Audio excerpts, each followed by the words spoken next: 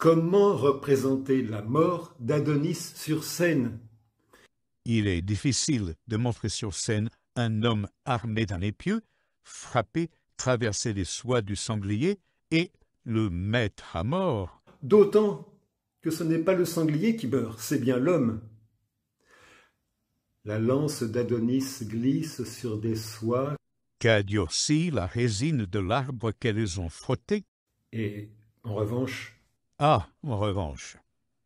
Aïe, c'est le sanglier qui plante ses défenses dans l'aine d'Adonis. Et Adonis meurt. On ne peut pas montrer ça au théâtre, avec un vrai monsieur et un vrai sanglier. Mais je ne voulais pas non plus que ce soit un récit. Déjà, se mesurer au récit de la mort d'Hippolyte par Théramène de Racine, c'est vouloir monter l'Himalaya tout nu, quoi.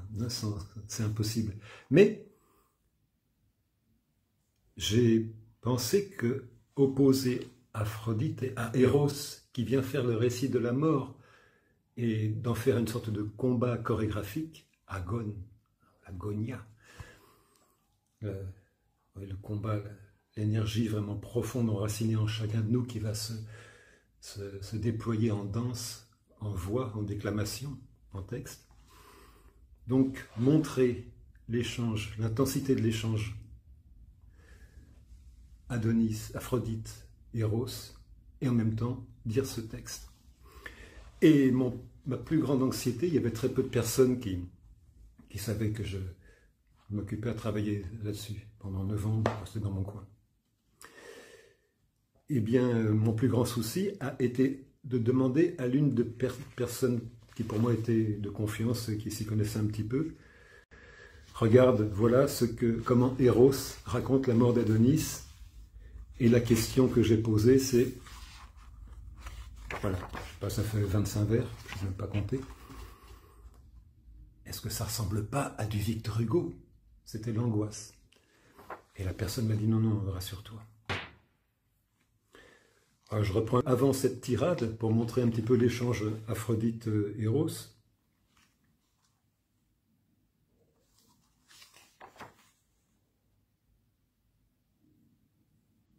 Oui, ce Eros, je prends une voix un peu plus grave pour Eros, un peu plus tendue, plus aiguë pour Aphrodite.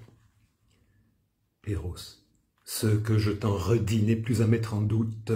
Jamais eût-il choisi de prolonger sa route, jamais le prisonnier de ces ombrages verts n'eût mis autant de rage à s'arracher des fers qu'il nous a dit 20 fois s'être forgé lui-même, jamais autant de fougue, il est celui que j'aime.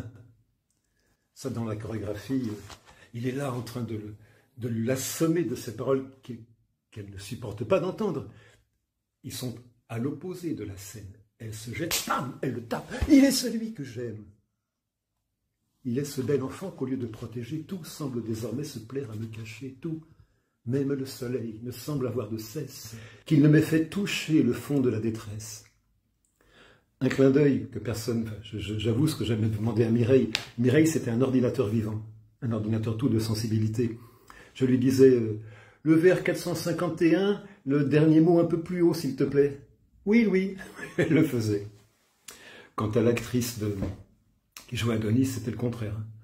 Un marbre impossible à bouger, quoi.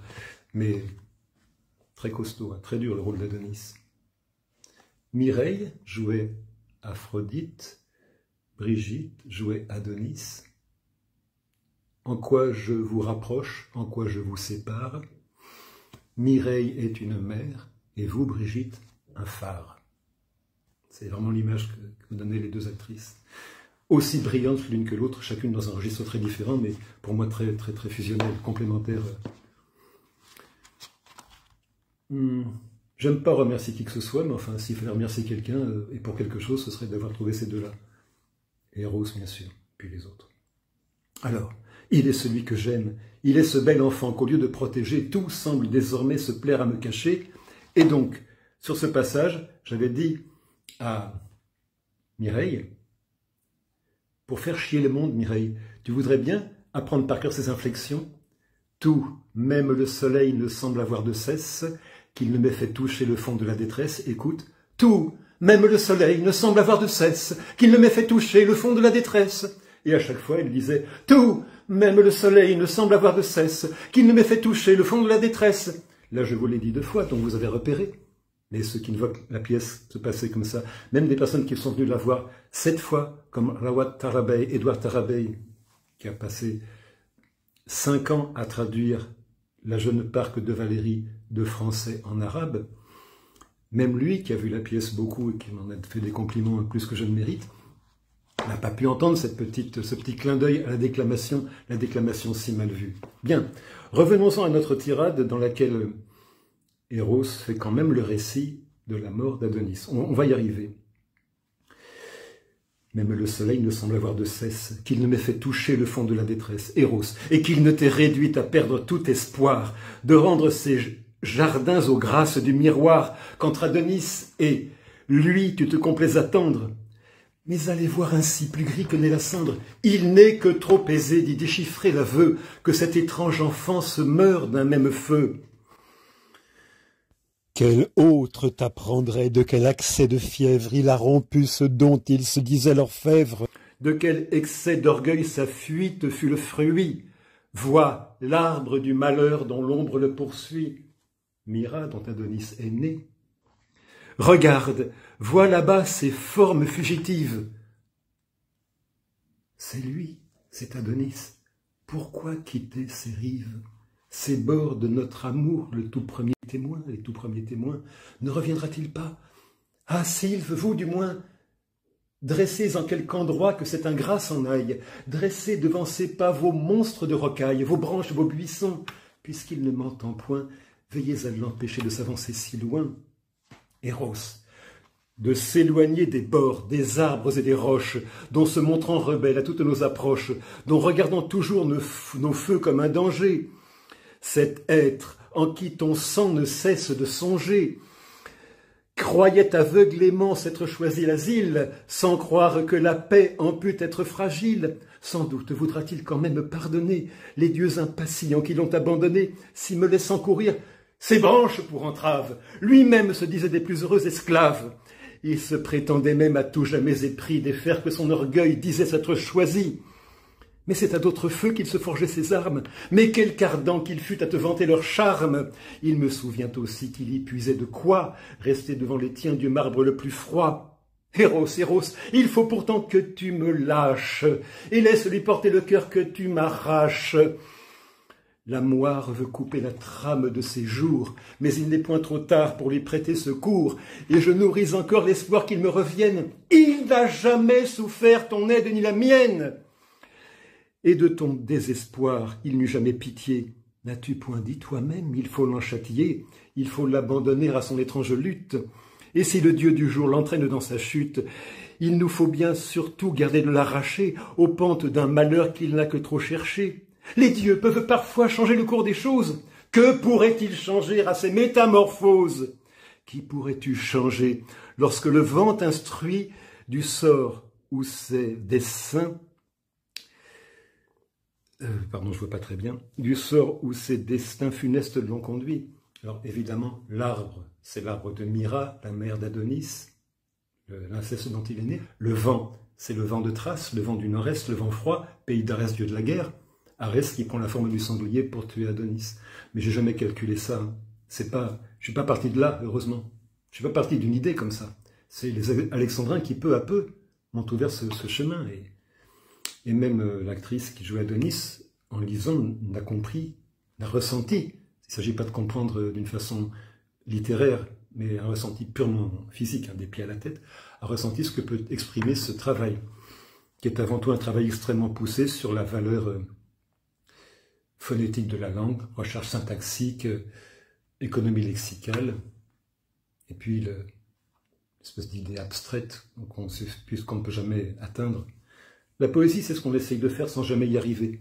Moi aussi, j'y vais comme tous les connards d'une définition de la poésie. La poésie, c'est... moi, c'est ce qu'on essaye de faire sans y arriver. Alors, elle insiste, Aphrodite. Il n'est pas moins celui qu'il faut que tu protèges, celui qu'il faut t'aider à déjouer les pièges que pose au miroir de l'ombre qui descend les restes de leur ciel encore incandescent. Ça, ce sont les derniers alexandrins de cette tirade qui est ultra-violente. C'est un combat physique. Hein. Je veux dire, il y a le déroulement sur... On s'étale sur scène, on se prend, on se passe. C'est un combat. Hein. On m'a dit, un psychanalyste m'a dit que, connaissant ma vie, pourquoi j'avais pu écrire une chose pareille. Ça remonte à... Vous savez ce qu'on dit par une espèce de formule facile, les blessures de l'enfance dont on ne guérit pas. Il ne faut pas la peine de se plaindre, il ne faut pas gémir. Il y a des gens qui sont vraiment dans une merde autrement dure que celle d'un gars qui passe 9 ans à essayer d'écrire un truc. C'est du luxe, hein, c'est du confort. Alors, c'est parti. Voilà le récit de la mort d'Adonis par Eros. Ah oui, alors j'oubliais, après ce combat, d'un seul coup, c'est terrible parce que Eros, c'est la puissance incarnée, hein, c'est le dieu de l'amour, c'est pas les petits chérubins, les petits poutis qu'on voit le long des miroirs, ça j'adore, mais non, c'est la puissance de la théogonie, Hésiode, enfin la puissance créatrice de tout, hein, pour Hésiode. Bon, dire qu'il y a des gens assez naïfs pour croire que l'univers a été créé, mais c'est pas grave. Donc ce que je voulais dire, c'est que c'est un combat terrible, et à la fin, vraiment, Aphrodite, la déesse de l'amour, c'est quand même pas n'importe qui, et Eros non plus, et tous les deux retombent, redescendent, vraiment redescendent.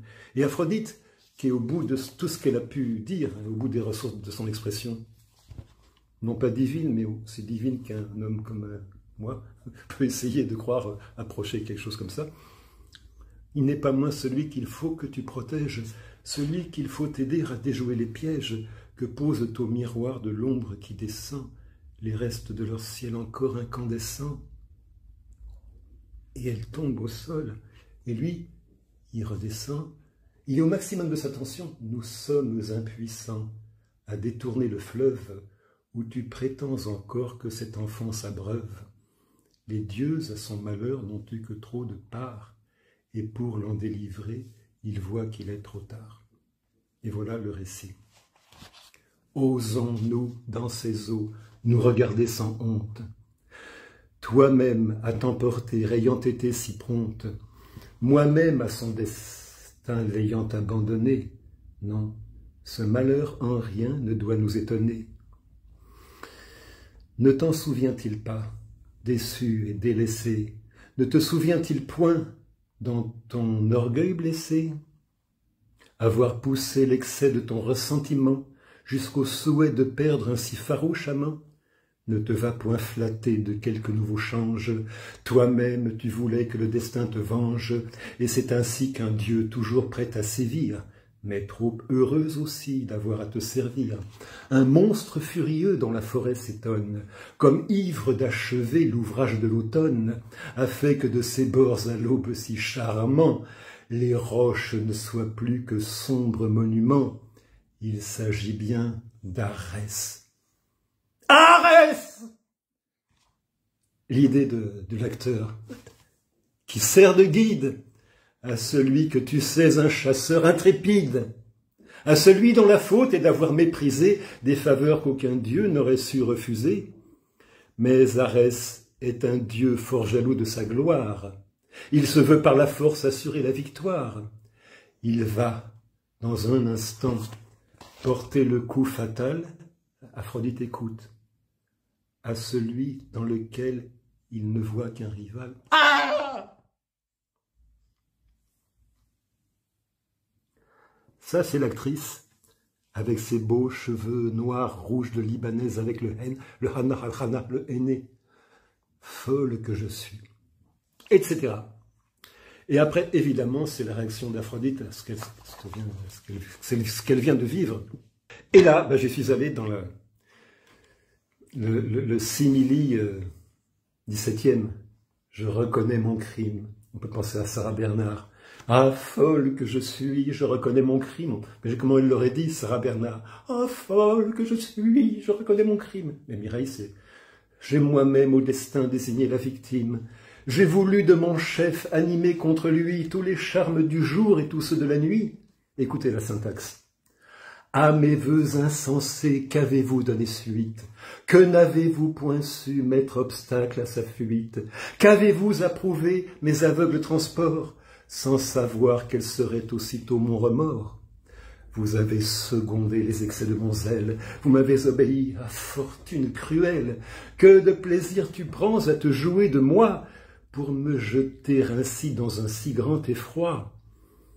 Et ce Dieu sans pitié qui forçant la nature, qui pensant mettre fin aux tourments que j'endure, moi, qu'il jette au contraire en des maux infinis, croit gagner mes faveurs en perdant Adonis.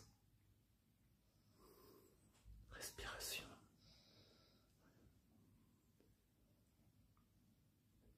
Tout le ciel se fait tombe à l'objet de ma flamme. Il ne m'est déjà plus qu'une image sans âme. Arbre, arbre, dis-moi donc ce que je puis saisir dans ce qu'affirme ainsi le chantre du désir.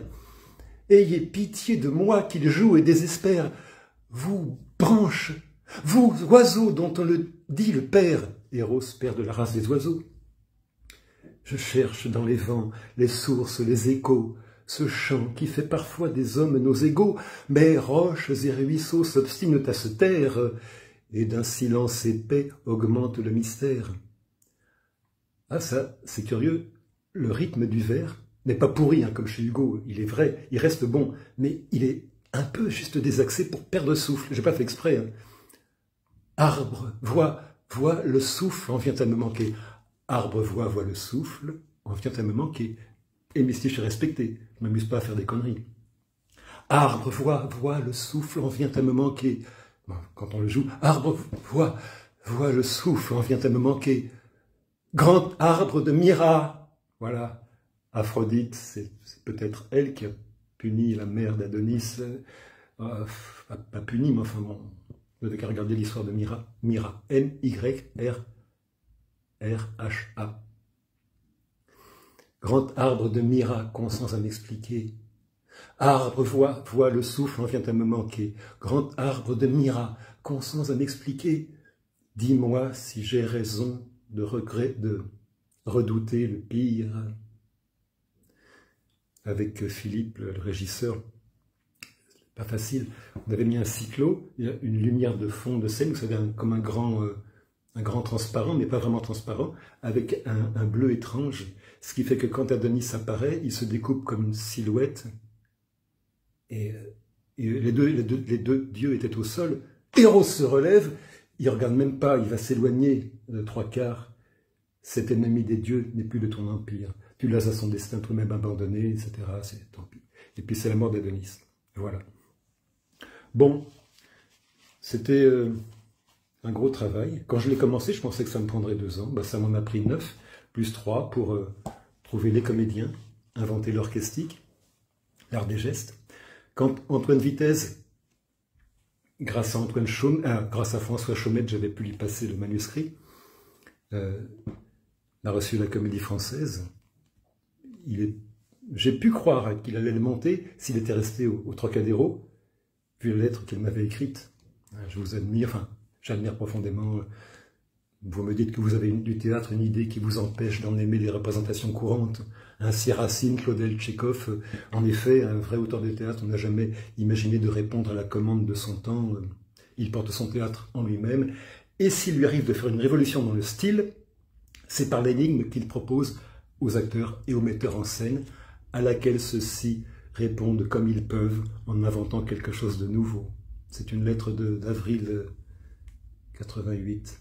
Il était nommé à la Comédie Française entre-temps, donc plus possible, évidemment, je ne pouvais plus avoir l'espoir de voir Antoine Vitesse mettre ma pièce en scène, mais il m'en a proposé une lecture par les acteurs du théâtre français.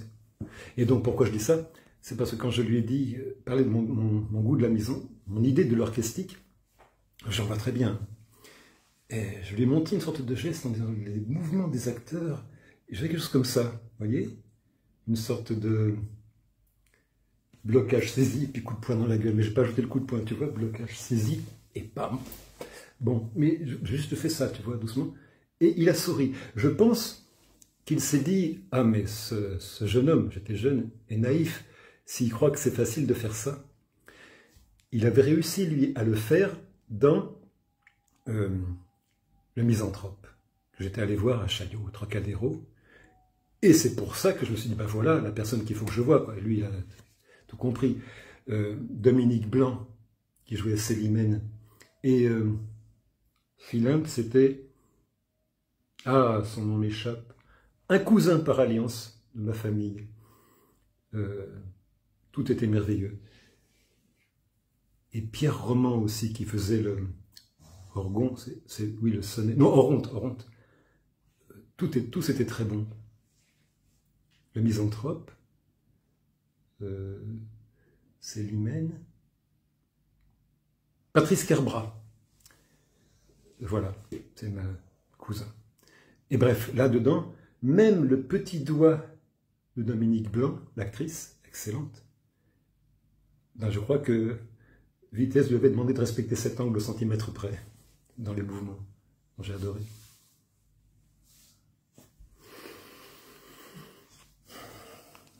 Allez, juste un dernier petit truc pour embêter les gens, écoutez bien. Tout projet qu'en mettant en œuvre, on est certain de conduire à terme, n'a aucun intérêt. Voilà. J'ai mérité.